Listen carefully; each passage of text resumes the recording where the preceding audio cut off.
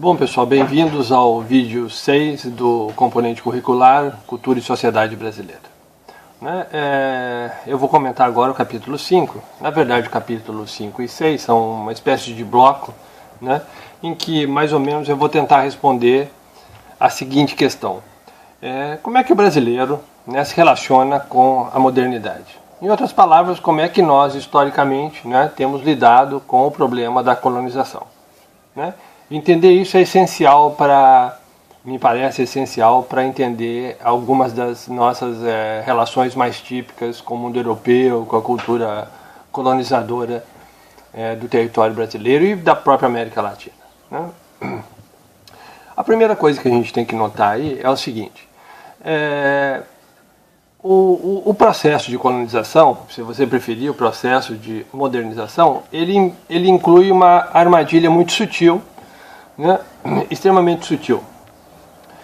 Naturalmente, a nossa tendência, quando nós analisamos o processo de colonização, é pensar, bom, a colonização é algo a que nós devemos resistir. Afinal, se trata da imposição de uma cultura alienígena a uma cultura autóctone, etc. Claro, nós já não somos mais, digamos assim, propriamente indígenas, mas sempre fica aquela sensação de que nós somos um povo invadido. Nós temos essa herança cultural, esse problema da invasão, e a tendência natural é pensar num processo de resistência. Historicamente, todos os processos de independência da América levantaram a bandeira da resistência, da gestão autônoma do território americano. Enfim, há aí um processo de uma tomada de posição que tenta resistir ao colonizador. Bom, qual é a armadilha sutil aí? A armadilha sutil, na verdade, é que toda a estratégia de resistência, ela é, na verdade, uma espécie de rendição. Por que rendição? Porque quando você... vamos pensar na situação do homo brasiliense, do homem brasileiro. Toda tentativa de tomar posição contra o colonizador exige, obviamente, a instituição de uma disposição subjetiva de enfrentamento com o inimigo. Ou seja, exige um processo de oposição entre dois elementos. Um que é o inimigo e nós que vamos enfrentar o inimigo. Isso exige um tipo de concentração da vontade, de oposição e enfrentamento, que na verdade é típico da própria modernidade. Ou seja, isso exige, por exemplo, do ponto de vista político, a sujeição de uma multidão a um líder qualquer, por exemplo, mas do ponto de vista interior dos indivíduos, também uma disposição de aglomeração, de concentração de energia psíquica para o enfrentamento desse inimigo. Você tem que se opor a ele. De alguma maneira, então, todo o processo de resistência, ele leva à constituição da subjetividade. Aquilo que aqui o brasileiro tem resistido. Então, quer dizer, um processo tradicional de resistência, ele inevitavelmente ele é na verdade, uma rendição em função da necessidade psicológica e política que se cria de constituição de uma vontade, de uma vontade enérgica que galvaniza nossas energias em função desse enfrentamento. Ou seja, ele exige justamente a constituição interna do indivíduo como sujeito, portanto a transformação do indivíduo em sujeito. Portanto, a resistência é uma rendição. Não há escapatória aí.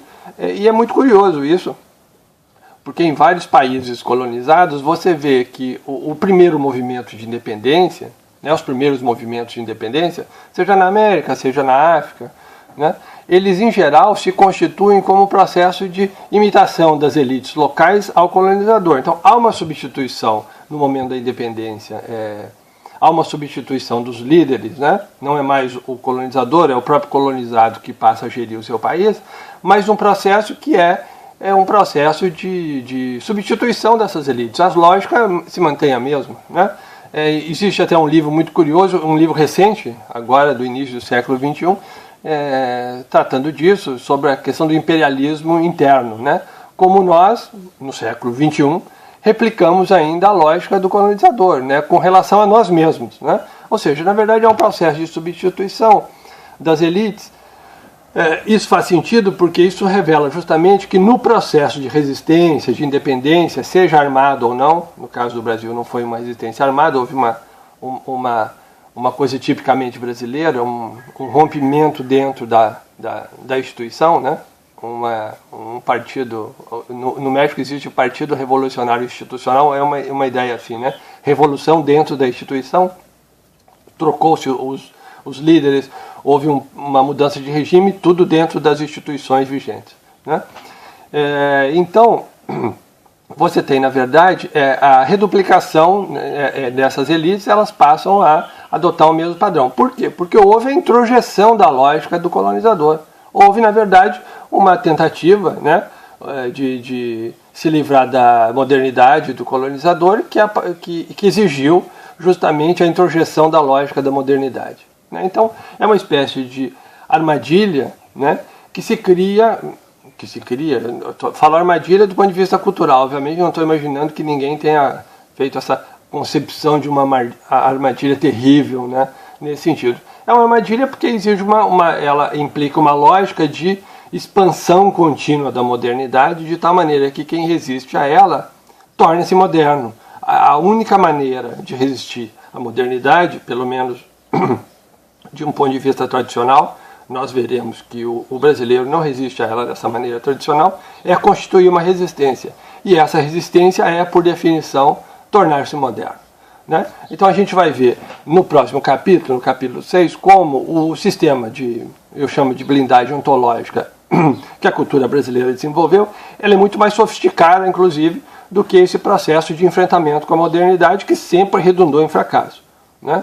Todos os lugares que tentaram opor uma resistência ou uma luta, instituir uma luta contra a modernidade, exigiu justamente a introjeção da modernidade e, portanto, a introjeção do inimigo, né? Então, na luta, quando você se dispõe à luta, você já perdeu para o seu inimigo, né? Então, essa é mais ou menos a lógica da modernidade. Por aí a gente pode notar as extremas dificuldades culturais de efetivamente se constituir uma resistência inteligente, né? Uma resistência que pode propiciar algum tipo de sucesso, e a gente vai ver como, na verdade, a nossa relação com a modernidade é uma relação extremamente sofisticada. Isso nós vamos ver no próximo capítulo. Só gostaria, nesse vídeo, então, de ter esclarecido isso, né? A lógica imposta pela modernidade, ela é terrível nesse sentido, né? Para resistir a ela, o espaço é muito pequeno e, em geral, exige justamente a introjeção da sua própria lógica. O Frantz Fanon, que é um psiquiatra da Martinica, né, língua francesa, ele negro, analisou muito a questão da colonização, e ele fala que a chegada do branco instituiu uma ferida absoluta, né?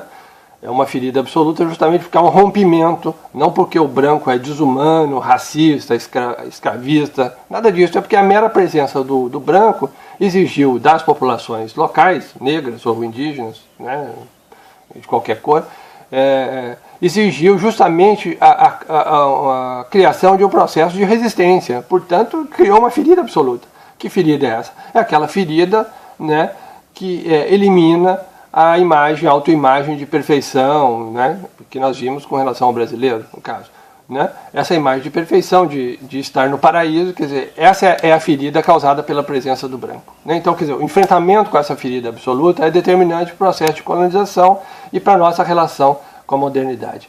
Veremos a seguir, então, que resposta é essa, que não é uma resistência tradicional.